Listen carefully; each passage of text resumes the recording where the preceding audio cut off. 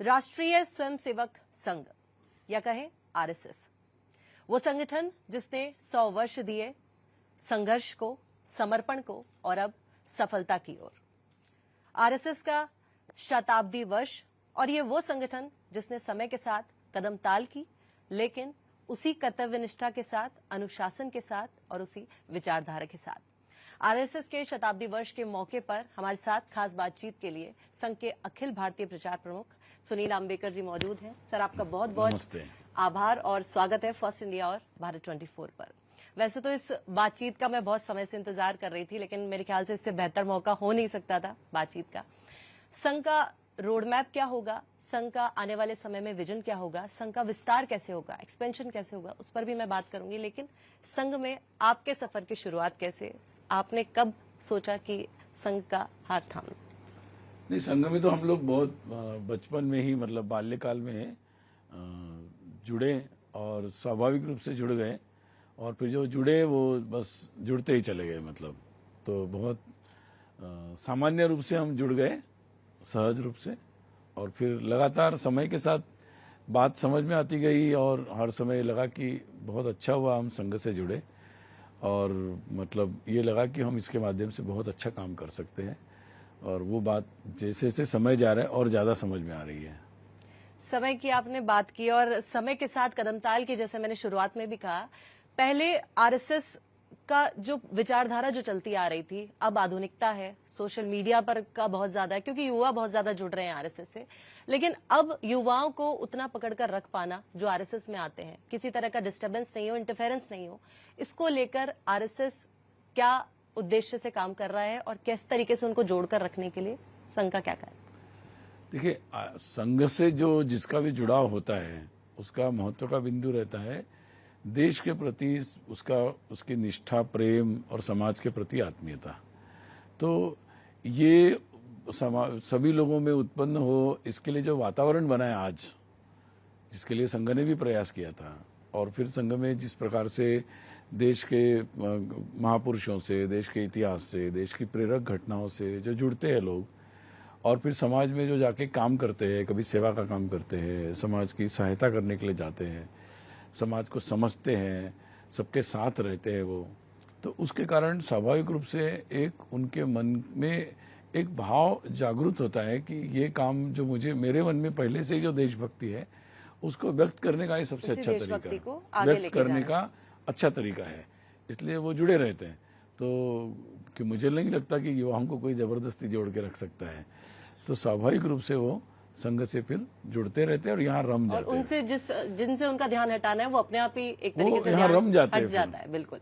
और आज के वातावरण में तो मुझे लगता है कि इसके बारे में काफी लोगों में ये भाव जो है काफी जगा हुआ है, तो स्वयं ही आज के भारत की युवा पीढ़ी जो है इसके लिए प्रेरित है। क्योंकि युवाओं की अभी मैंने बातचीत की और युवाओं को ज्यादा से ज्यादा जोड़ने के लिए, और यही इसी से जुड़ा एक मुद्दा है, क्योंकि अयोध्या में जो उत्सव हुआ, अयोध्या में जो भव्य उत्सव हुआ, एक तरीके से संघ का पुराना सपना था वो, और उसको साकार करने में प्रधानमंत्री नरेंद्र मोदी ने अहम भूमिका निभाई थी, और वो देश भर के सामने एक भव्य उत्सव के रूप में भी सामने आया। और उसके बाद संघ के साथ युवाओं का जो जुड़ाव है, जो आत्मीय एहसास है, वो भी ज्यादा बढ़ा और युवा भी बहुत ज्यादा जुड़े हैं संघ से। इसको लेकर क्या कहना चाहिए? पहली बात तो मैंने जैसे बताया आपको कि देश में युवाओं में देश के प्रति एक गौरव का भाव बढ़ा है, और अपने धर्म, संस्कृति, क्योंकि इस पीढ़ी ने पूरी दुनिया को देख लिया है, तो उनके सामने तुलनात्मक मतलब जो बात है वो बहुत स्पष्ट है। तो उनका अपने धर्म, अपनी संस्कृति और अपनी परंपराओं की महत्ता उनको ध्यान में आई, और इसलिए आपने देखा होगा कि कुंभ में कितने, महाकुंभ में प्रयाग में कितने नौजवान युवक युवतियों ने भाग लिया और उन्होंने किस तरीके से इसमें भाग लिया है। तो मूल मुद्दा क्या है कि अब वो केवल देखना नहीं चाहते या दूर से देखना नहीं चाहते, अब वो इसका हिस्सा बनना चाहते हैं। तो चाहे कोई उत्सव हो वो हिस्सा बनना चाहते हैं, कोई कार्य करना हो उसका हिस्सा बनना चाहते हैं। इसलिए अब मैंने देखा अभी कि एआई में या इस प्रकार से जितनी भी नई बातें आ रही है उसमें भारत की भाषाएं कैसे हो, भारत की तरह कैसा हो, भारत का ज्ञान कैसे हो, इसके लिए कितने सारे नौजवान लोग अच्छे पढ़े लिखे दुनिया भर में पढ़े हैं, वो सारे लोग अपनी शक्ति लगा रहे हैं। भारतीय संस्कृति की तरफ ज्यादा, जो वेस्टर्न कल्चर है वो भारतीय संस्कृति की तरफ ज्यादा बढ़ रहा है। एक तरफ आपको ये लोग दिखेंगे कुछ लोग कि जो अभी भी उस धुन में है, लेकिन ज्यादातर लोग अब इस बात को समझकर इस दिशा में चले हैं। तो हम लोगों का प्रयास यही रहता है कि उनको भारत की सीमाओं के प्रति पता चले, भारत की रक्षा में कितने लोग लगे उसके बारे में उनको जुड़ाव हो, संस्कृति से जुड़े लोगों का जुड़ाव हो। तो हमारा काम यही होता है कि ऐसे आयोजन हो जिसके कारण उनका जुड़ाव या उनको प्रत्यक्ष रूप से ऐसे काम करने का मौका मिले। हमारे पास इतने लोग आते हैं कि जो इंटर्न्स के रूप में कुछ दिन के लिए काम करने के लिए कई सारे सेवा कार्यों में जाते हैं, देखने के लिए एकदम गांव में जाना चाहते हैं, दूर दराज में। तो हम लोगों के लिए तो ये अब एक अवसर भी और चुनौती भी है कि इतने सारे लोगों का जो उत्साह है लोगों का, उनको किस तरह से हम उसको लोग कैसे engage कोप अप भी करें। किया जाए। बिल्कुल। तो बहुत सारी धार्मिक, संघ आध्यात्मिक, का शैक्षिक शायद संगठन, प्रशिक्षण जितने भी वर्ग समाज भी- में संस्थाएं हैं, उनकी भी हम इसमें सहभागिता बढ़ा रहे हैं ताकि वो लोगों के साथ मिलकर हम इसको एक अवसर दे पाए। तो मुझे लगता है इससे उन लोगों को भी एक अवसर मिल रहा है और सभी के लिए एक अच्छा वातावरण बन रहा है। देखिए बिल्कुल। और शाखा की अगर मैं बात करूं तो शाखा वो संघ का वो हिस्सा है जो संघ की पहचान भी है। और जब वो वेशभूषा दिखती है राष्ट्रीय स्वयंसेवक संघ की, तो उस वेशभूषा में बदलाव कहीं हद तक हुआ है, लेकिन उससे देखकर ये पता लगाया जा सकता है कि ये एक स्वयंसेवक है या स्वयंसेवक ये संघ की वेशभूषा है। उसमें कुछ हद तक बदलाव हुआ कहीं हद तक, लेकिन विचारधारा में, समन्वय में, अनुशासन में किसी तरह का कोई बदलाव नहीं। इसको लेकर क्या कहेंगे? ऐसा है कि पहली बात तो शाखा में वो जो आप वेश बोल रहे हैं वो गणवेश होता है, वो विशेष उत्सवों के दिन ही पहना जाता है। बाकी सामान्य रूप से शाखा में किसी भी सामान्य वेश में जिसमें वो फिजिकल शारीरिक एक्टिविटी कर सकते, खेल सकते, उसमें आ सकते हैं। तो शाखा में उस दृष्टि से समय समय पर जो भी खेलों में बदलाव हुआ, नई नई शाखा के समय में बदलाव हुआ, ऐसे बहुत सारे बदलाव हुए शाखा में। लेकिन जो मूल उसका स्वरूप है कि उसके द्वारा एक गुणों की साधना, मतलब उनको एक अनुशासन का जीवन हो, साथ में काम करने का, टीम वर्क का जिसका एक स्वभाव बने, उनको अनुशासन का स्वभाव बने, उनका स्वभाव बने कि हम अपने देश के बारे में जाने, उसके बारे में प्रेरित हो। तो ये जो एक स्वभाव है और जिसके कारण समाज के बारे में सोचना, देश के बारे में सोचना, ये जो एक स्वभाव और उसके लिए खुद को तैयार करना एक अच्छे व्यक्ति के रूप में, ये जो बातें हैं इसमें कोई बदलाव नहीं हुआ। और ये काम शाखा के द्वारा आज भी होता है। और संघ का मुख्य जो मतलब जोर लगा हुआ है वो इसी पर लगा हुआ है कि ऐसी शाखा का शाखाएं विस्तार। हर जगह हो, हर जगह हो। हर शाखा अच्छी हो, इसके लिए वो और ज्यादा सक्षम हो जाए। और देश में ऐसे लोग जीवन के हर क्षेत्र में जो हमें बहुत सारे कार्य करने हैं, उसके लिए ऐसे प्रशिक्षित लोग तैयार हो। तो हमारी पूरी जो मतलब जोर है इसी पर है। और हर शाखा समाज के सभी लोगों को जोड़कर इन सारे कार्यों में वो लोग लगे, इसके लिए निरंतर तत्पर रहती है। क्योंकि सर शाखा की बात अभी कर रही थी और शाखा से जुड़ाव की आपने कहा कि युवा भी जुड़ते हैं बहुत ज्यादा, इतना उनको कोप अप करना मुश्किल हो रहा है। शाखा में अभी हाल ही में मैंने सोशल मीडिया पे तस्वीर देखी थी, बहुत छोटे छोटे बच्चे हैं जो शाखा में जा रहे हैं और उनको तभी से ही आप सोचिए कि देशभक्ति का वो जो उनमें भावना है वो तभी से जागृत है और वो राष्ट्रीय स्वयंसेवक संघ का एक हिस्सा बनना चाहते हैं ताकि समाज सेवा कर सके। तो आयु के अनुसार बहुत सारे अलग अलग कार्यक्रम भी होते हैं। जैसे शिशु आते हैं तो उनके पेरेंट्स उनको लेकर आते हैं, तो उसके अनुसार अलग उनकी आयु और उनकी जो होती है उसके अनुसार उनके कार्यक्रम, शारीरिक बौद्धिक कार्यक्रम उसके अनुसार होते हैं। जैसे युवा होते हैं उनके लिए अलग तरह से आयोजन होता है। जो व्यवसायी लोग होते हैं 40 और उसके आसपास के, उनके लिए अलग से होता है। और जो प्रौढ़ होते हैं या बड़ी उम्र के लोग होते हैं उनके आसन भी अलग होते हैं, फिजिकल एक्सरसाइज भी अलग होता है उनके लिए कार्यक्रम। और वो समाज के बहुत सारे कार्यों में भाग लेते हैं। तो उस दृष्टि से भी उनके प्रशिक्षण में हम वो चीज़ भी जोड़ते हैं, वो बात भी जोड़ते हैं, ताकि उनकी जो मतलब 60 के ऊपर हो गए, उनके पास एक समय भी है, अनुभव भी है, तो उनका अनुभव समाज के विभिन्न प्रकार के कार्यों में कैसा मिलेगा, तो उन गतिविधियों में हम लोग उनकी शक्ति को लगाते हैं, उसका प्रशिक्षण भी उस तरीके से देते हैं। शाखा में भी उसके जोड़कर कुछ न कुछ बातें उसमें हम जोड़ देते हैं। राष्ट्रीय स्वयंसेवक संघ हमेशा से पंच परिवर्तन की बात करता है। पंच परिवर्तन से समाज में बदलाव आएगा। आपको क्या वाकई लगता है कि इन पंच परिवर्तनों से समाज में वाकई बड़ा स्तर का बदलाव संभव है? देखिए, महत्व का विषय ये है कि अगर देश को आगे बढ़ना है, हमारा राष्ट्र जब अब आगे बढ़ने की एक ऐसे मोड़ पर आ गया है, तो उसके लिए पूरा समाज भी तैयार होना बहुत जरूरी है और पूरे समाज का सहभाग होना जरूरी है। तो इस दृष्टि से पूरे समाज की इस दृष्टि से तैयारी और समाज उस गुणों को प्राप्त करे, ये बहुत आवश्यक है। और इसके लिए पंच परिवर्तन का जो ये एक माध्यम है, जिसके माध्यम से समाज में ये सोच बढ़ेगी और इस तरीके से स्वयं को उसमें ढालने का जो अभ्यास मेक इन है, इंडिया का कॉन्सेप्ट अभ्यास जो है बनेगा।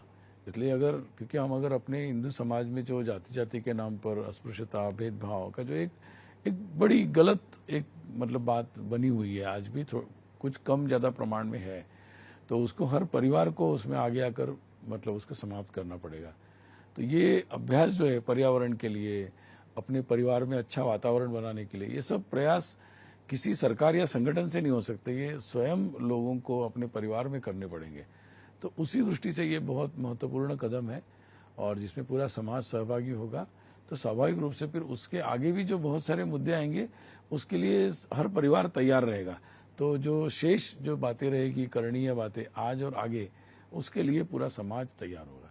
तो ये जो अभियान है, ये पूरे समाज को इसमें सहभागी करना और समाज को आगे भविष्य में जो कार्य करने उसके लिए तैयार करना, उस दृष्टि से ये मुझे लगता है पंच परिवर्तन बड़ा महत्वपूर्ण है। समाज की आपने बात की और इसमें मानसिकता में भी परिवर्तन होगा लोगों का, जैसे स्व का विषय है, बिल्कुल नागरिक कर्तव्य बोध, ये मानसिकता में भी बदलाव करेगा। मतलब आपने समाज की बात करी और सामाजिक सद्भाव की मैं बात करना चाहूंगी। सरसंघचालक मोहन भागवत जी ने भी कई बार अपने संबोधन में जिक्र किया इस बात का, एक कुआं, एक शमशान और एक मंदिर होना चाहिए, सामाजिक समरसता होनी चाहिए।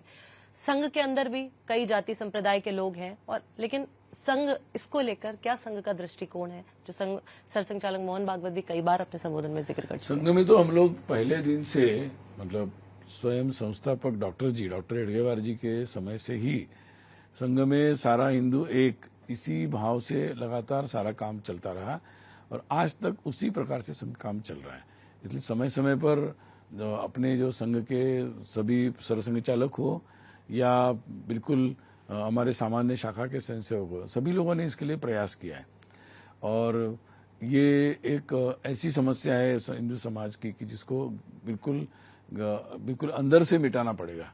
और इसीलिए ये दृष्टिकोण है, जैसे मैंने बताया आपको, कि समाज पहले ये समझे कि भाई ये हमारे शास्त्रों में या हमारे जो भी धर्म के अनुसार ये बात सच नहीं है, ये बात नहीं है कि जिसमें कोई भेदभाव या अस्पृश्यता हो।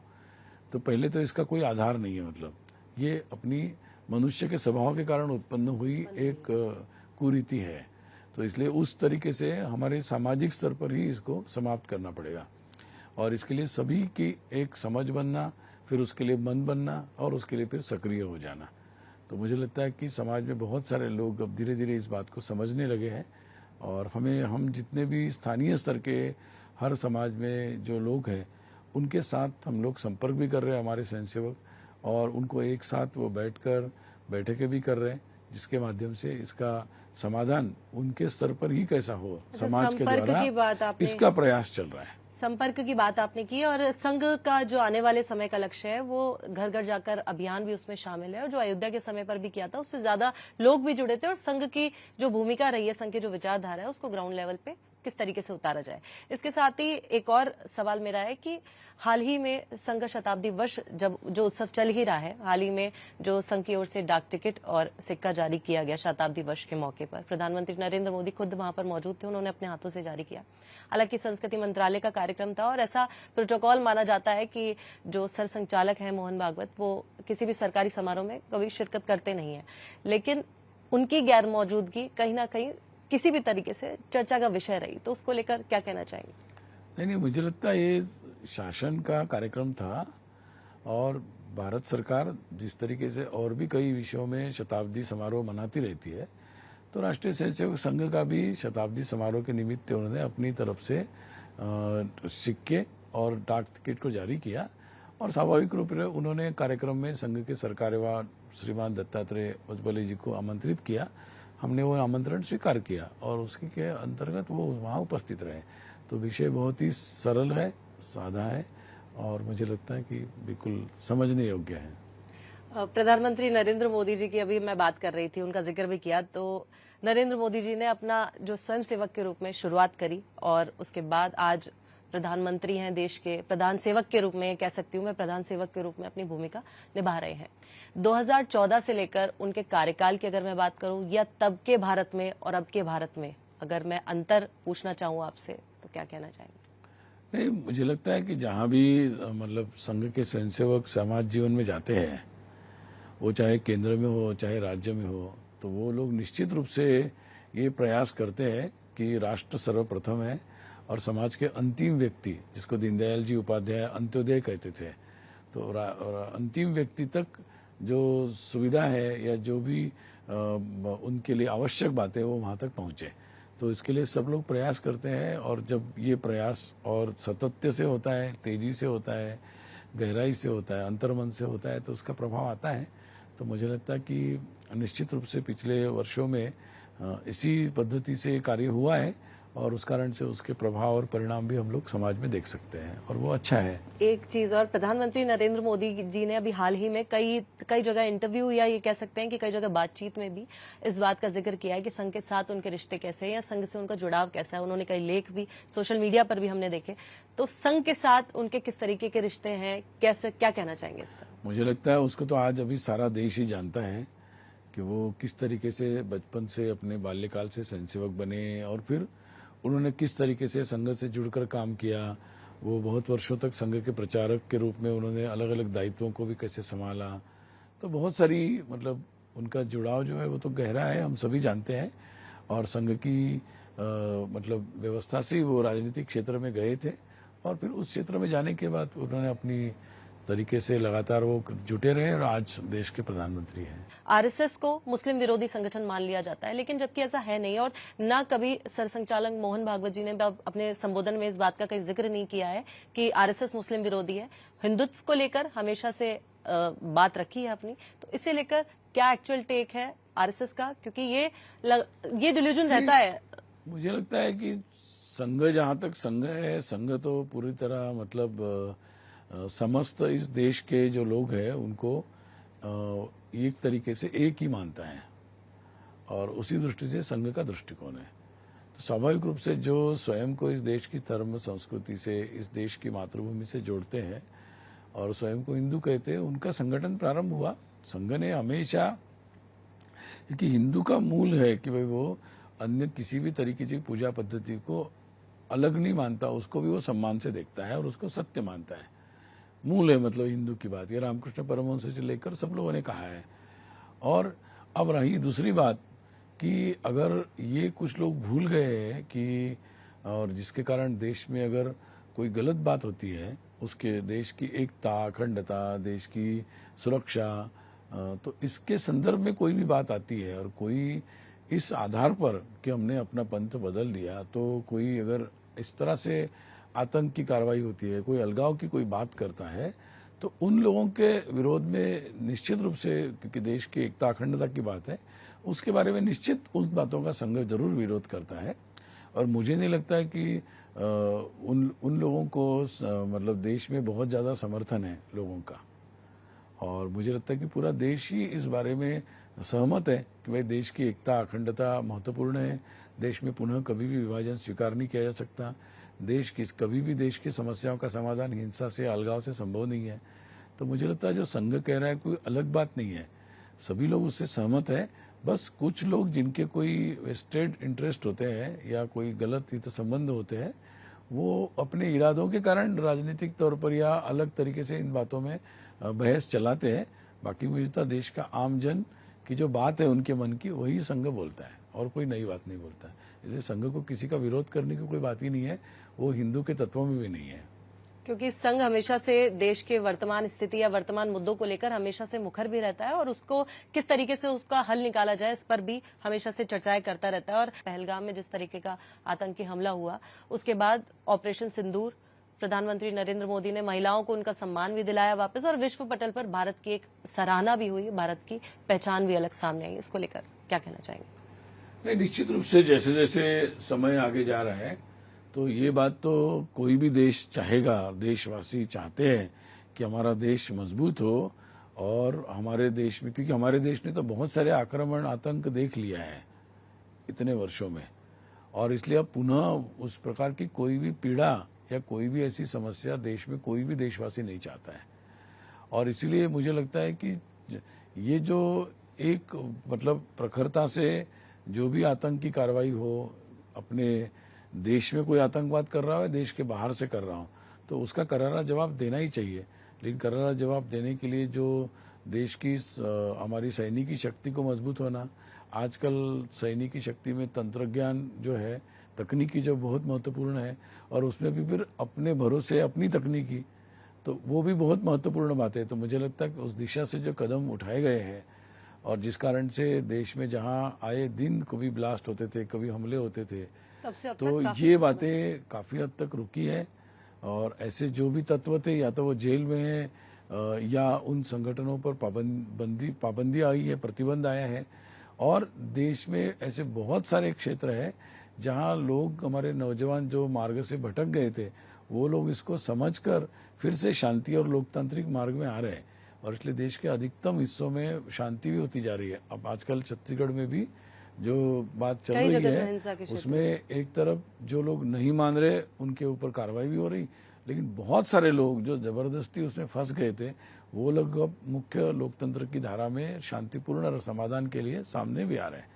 तो मुझे लगता है कि बहुत ही अच्छा है, और इससे संघ क्या, हर देशवासी उसमें खुश है, मतलब इस पर कि ऐसा होना चाहिए। और उनके लिए गर्व की बात है कि अब हम लोग, कोई भी हमारे देश की तरफ टेढ़ी आंख करके देखता है, अब हम सक्षम है कि उसको हम करारा जवाब दे सकें। तो मुझे लगता है कि ये बहुत ही आनंद की बात है। देश के मुद्दों को लेकर बात कर रहे थे हम, और धर्मांतरण का मुद्दा जिसको लेकर हमेशा से ही संघ काम करता है, और धर्मांतरण के मुद्दे को सॉल्व करने के लिए यह कह सकते हैं कि जिस तरीके से भी सामने आते हैं, चाहे लव जिहाद के तौर पर हो, किसी भी तरीके से हो, तो इसको लेकर क्या टेक है संघ का? नहीं, मुझे लगता है कि समाज हमेशा एक शांति से रहना चाहता है, और अपने अपने तरीके से लोग शांति से जीना चाहते हैं। और निश्चित रूप से उसमें जब कुछ लोग षड्यंत्र करके, लालच देकर या भ्रमित करते हुए बाधा उत्पन्न करते हैं, और उसके द्वारा वो संख्या का संतुलन बिगाड़ कर इस देश में अलगाव या देश विरोधी बातों को या गलत बातों को प्रोत्साहित भी करते हैं, तो निश्चित रूप से समाज में इसके बारे में जागृति आ रही है। और ऐसे तत्वों को, उनके इरादों को, या उनके जो तकनीक है, मतलब जिस तरीके से वो, जिस मार्ग से वो बातें फैलाते हैं या करते हैं, उसको धीरे धीरे लोग पहचान रहे हैं, और उसमें बहुत सारी जागृति भी हो रही है। तो मुझे लगता है कि अब सामान्य समाज, चाहे वो शहर में रहते हो, गांव में रहते हो, किसी भी परिस्थिति में रहते हो, अब इस बात को समझने लगे हैं, और उसका विरोध भी कर रहे हैं, लोग अपने तौर पर कर रहे हैं।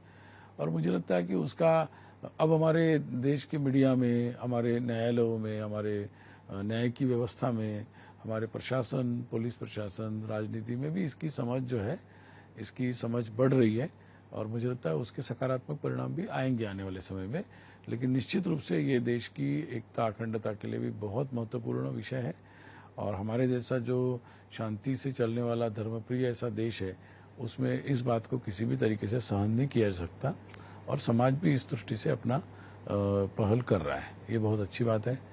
तो सर, एक आखिरी सवाल आपसे, युवाओं को लेकर फर्स्ट इंडिया और भारत 24 के स्क्रीन के जरिए अगर आप एक संदेश देना चाहें, क्योंकि इच्छा रहती है स्वयं सेवक बनने की भी और संघ से जुड़ने की भी, तो उनको क्या कहना चाहेंगे शताब्दी वर्ष के मौके पर? मैं यही कहूंगा कि देश के साथ जुड़ो, देश को समझो। आज पूरी दुनिया में हमारा जो देश है वो एक आगे बढ़ने के लिए बिल्कुल तैयार है। पूरे देशवासी युवाओं के साथ है, इसलिए बस युवाओं की पहल बहुत महत्वपूर्ण है। और आप जहां भी हो, जिस काम को आप करना चाहते हो, उसको देश और अपने समाज को ध्यान में रखकर करो, और उसमें लग जाओ। बस अब ये समय अपना ऐसा है कि हम जिसमें भी जाएं वो बेस्ट करें, बहुत अच्छा करें। और मैं आपके माध्यम से उन सब ऐसे करने वाले सभी लोगों को बहुत सारी शुभकामना देना चाहता हूँ।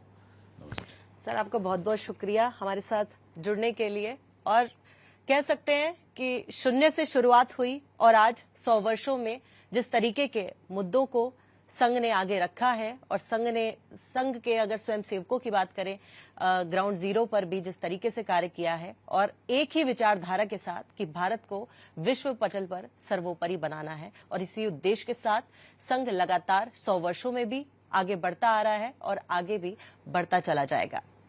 नमस्कार।